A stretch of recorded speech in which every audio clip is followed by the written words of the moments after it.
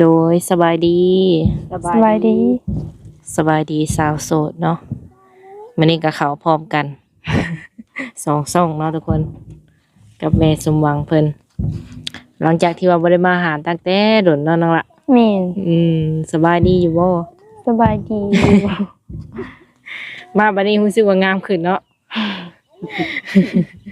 ไปเฮ็ดหยังมา บ่ได้เฮ็ดหยังบ่ได้ไปเก็บผัก ช่วงนี้บ่ได้ไปเก็บเลย แม่นเป็นแนวใดมีแบบว่าคนของใจแล้วบ่หรือว่าแนวใด ยังบ่มี ยังบ่ทันมีคนของใจตอนนี้ แม่นตั้งแต่เปิดใจสุดก่อนนะจนฮอดตอนนี้นี่ยังบ่มีไผเลย บ่มี มันแม่นบ่ หรือว่าน้องหลานบ่ได้คุยกับเพิ่น แม่นบ่ได้แบบเพิ่นมาแล้วเพิ่นก็หายเอง ตอนแรกๆน่ะเพิ่นก็เข้ามาอยู่บ่สิ แม่ บ่ น โดนบ่แบบคุยกับเฮาอะไรเพิ่นจังเงียบไปหายไป บ่โดน จักว่าหายเพิ่นบ่หรือว่าแนวใดผิดกันบ่ บ่ แต่ละคนที่เข้ามาน่ะเป็นแบบนั้นเบิดเลยบ่ แม่น เจ้าก็บ่ได้ถามเพิ่นบ่ว่าเป็นหยังคือเงียบไป บ่ได้ถาม ในตอนนี้นี่ถือว่ายังบ่มีไผจักคน แม่น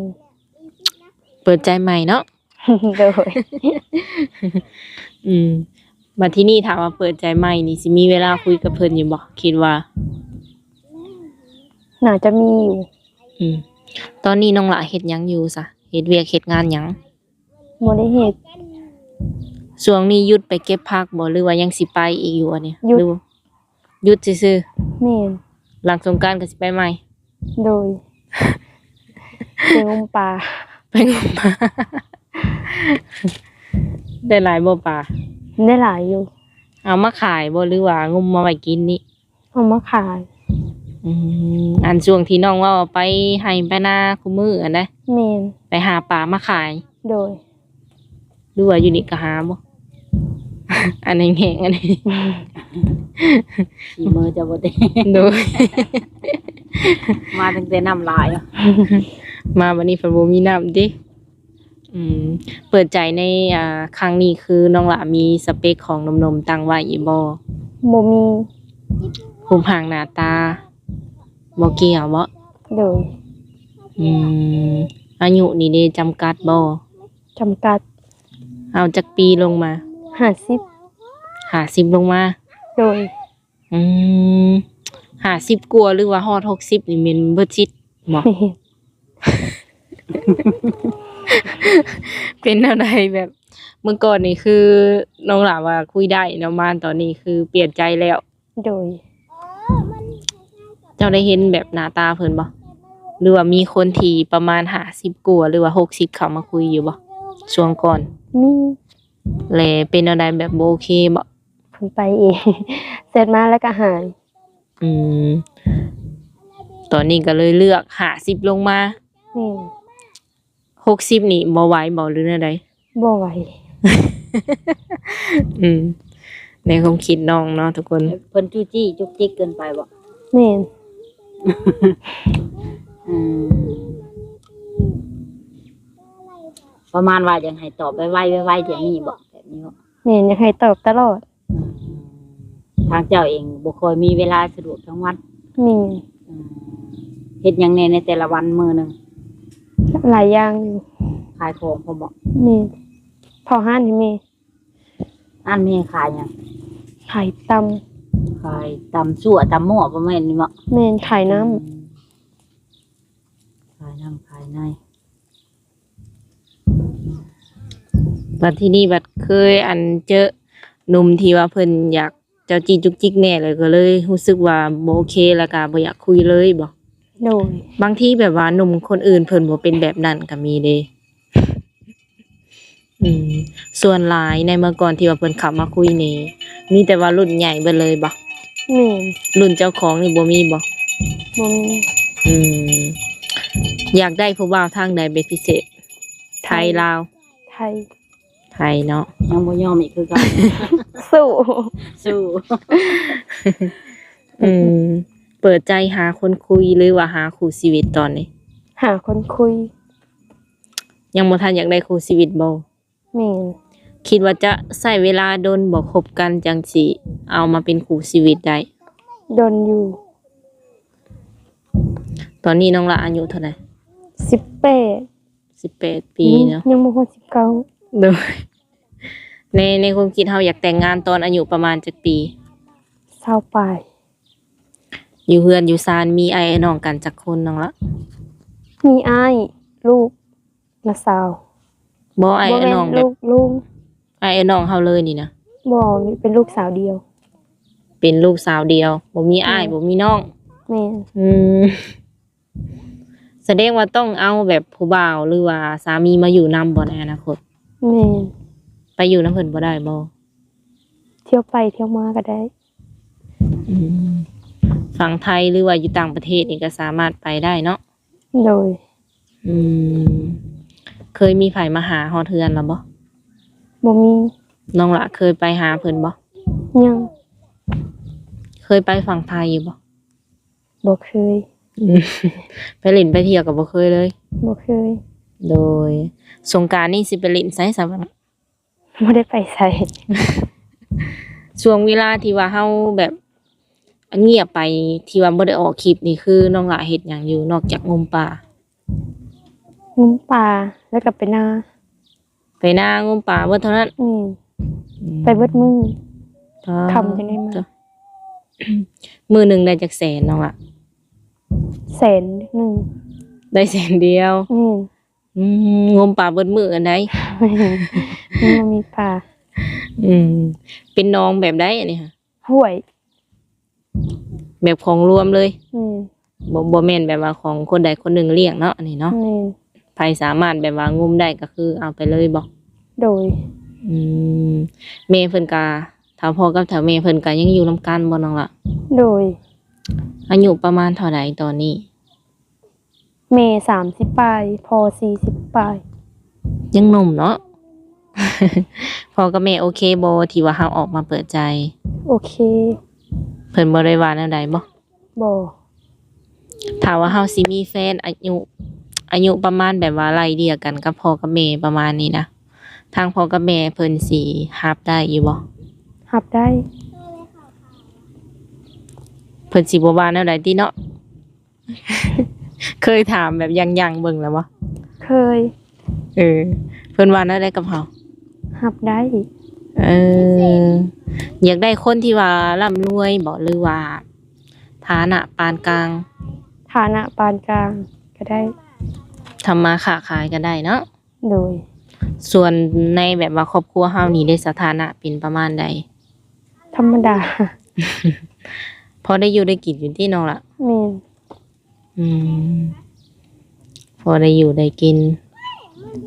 ไหนาตะกร้าก็มี มีบ่หลาย เป็นของตัวเองนี่บ่ บ่ ไหนาตะกร้าก็บ่แม่นของเฮาซ้ำ บ่มี ของไผซะ ของประตูมีตู้ เลยที่นี่เพิ่นให้เฮ็ดซื่อๆบ่ แม่น ของพ่อกับแม่เฮาเองนี่บ่ได้มีบ่ซะ บ่มี อืมพ่อกับแม่เฮ็ดอาชีพหยังน้องล่ะ ค่าขาย ค้าขายเบิดสองเลย พออยู่เฮือน โดย ส่วนตัวแล้วก็เป็นคนแบบเว้าหลายอยู่บ่ บ่ เจ้าหั่นใด แม่น มักอยู่ว่าผู้ชายแบบว่า ใจร้อนเว้าหลายอ่ะบ่มักบ่มักบ่ผู้ชายมักเล่นมักเที่ยว สูบยาก็บ่ได้บ่ บ่มัก เออ แสดงว่าผู้ชายสูบยานี่เบิดซิดเนาะทุกคน แบบเฮามีโรคประจำตัวหรือว่าตั้งบ่มักกินมันซื่อ บ่มัก ๆเห็นก็คือจะแบบบ่โอเคเลย แม่น อืมแล้วที่นี่ถามว่าเพิ่นเห็นเฮาแล้วเพิ่นอยากมาเบิ่งตัวจริงเฮาได้ซะ ฮ้อน เหือแตน ฝากคุณฝนเนี่ยนะ อืม มันเอา ถามว่าเพิ่นอยากมาเบิ่งตัวจริงเฮ็ดแนวใดมาได้อยู่บ่หรือว่าแนวใดตอนนี้ ความรู้สึกเปลี่ยนแล้วบ่หรือว่าจังได ยังบ่พร้อมบ่ แม่น อ้ายบ่หรือว่าจังได อาย เฮาแบบเพิ่นมาเลยเฮาบ่กล้าเว้ากับเพิ่นบ่หรือจังได แม่น อันในความรู้สึกเจ้าอันใด แม่น บางคนเพิ่นก็แปลกใจนะว่าเอ้าเป็นหยังเปิดใจคือบ่ให้ไปหาว่าซั่น ได้สิได้เห็นตัวจริงกันแบบผู้พางหน้าตาเป็นแบบใดตัวจริงก็ยังบ่เห็นสินะ โดย คิดว่าโดนบ่จังสิให้เพิ่นมาเบิ่งสมมุติว่าเฮาคุยกันเนาะประมาณจักเดือนจังสิให้เพิ่นมาเห็นตัวจริงเฮาได้ เดือน2เดือน ก็ได้ อยากทำความรู้จักบ่ โดย อืม อยากทำความรู้จักกับเพิ่นให้มันหลายๆสิบ่ โดย ผ่านมานี่ก็เปิดใจอยู่แต่ว่าบ่เจอคนที่ว่ามันแบบโอเคบ่ แม่น บัดคนที่โอเคแล้วเพิ่นหายไปสิบ่ แม่น มื้อหนึงนี่คุยกับเพิ่นจักเทื่อ เพิ่นจังหายไปนะ 2-3 เทื่อ เออ 2-3 เทื่อก็ยังหายเลยเนาะ อืมก็ได้วิดีโอคอลเห็นหน้าเห็นตากันอยู่บ่ เห็น หล่อบ่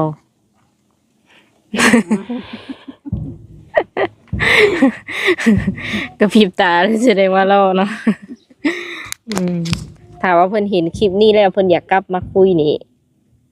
ได้บ่ยังให้โอกาสบ่ ได้ ยังให้โอกาสเพิ่นอยู่แม่นบ่ แม่น ประมาณจักคนตอนที่ว่าเฮาคุยอยู่ตอนนั้น ทีละคน เจ้าน่ะจะบ่ได้รับไผเข้ามาหลายๆเลยแบบนี้บ่ แม่น คุยเทื่อละคนเทื่อละคน แม่น เอาง่ายๆเปิดใจมานี่ได้ศึกษาจากคนแล้ว 4-5 คน แต่ละคนนิสัยประมาณเดียวกันบ่หรือว่าต่างกัน ต่างกัน เป็นแบบใดแน่น้องล่ะ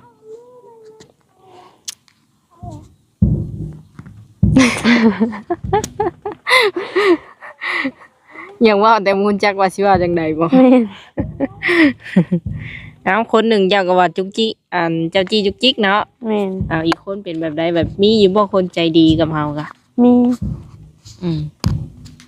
คุยได้นี่ ได้ฮอดบ่เดือน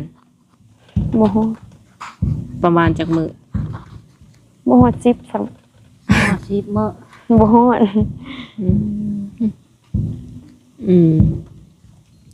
ถามว่าเพิ่นอยากทักมาเล่นน้ำสวงนี่นี่คือ